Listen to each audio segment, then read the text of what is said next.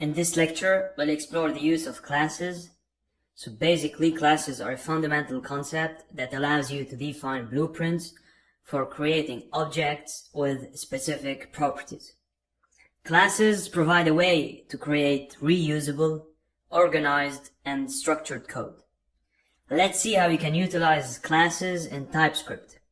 To begin, let's choose a class. We'll get suggestions for constructors, and here I'll use a class called myApp.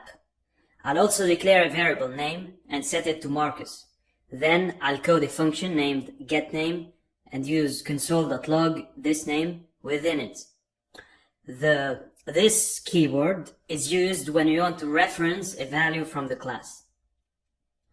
Next, I'll create an instance of the myApp class by using let user1 equals new myApp. However, I made an error earlier, so it should be user1.getName instead of user2.getName.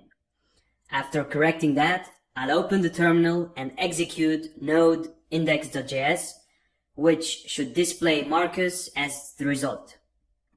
Now let's use the constructor. When working with classes and objects, constructors come into play. I'll add constructor brackets this.name equals name to initialize the name property. Here I'll replace Marcus with Tony. If I run node index.js again, it will display Tony as a result. If you want to add annotations to the code, you can do that as well. In summary, we discussed two essential concepts, the constructor and the class. Constructors are special methods within a class, executed when an object is created. They are used for object initialization and any necessary setup. This demonstrates how we can use classes and constructors to initialize objects, and it's coded in TypeScript.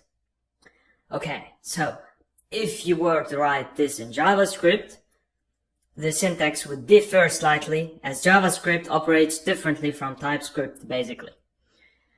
Alright, so that was it for this lecture, and now on to the next one.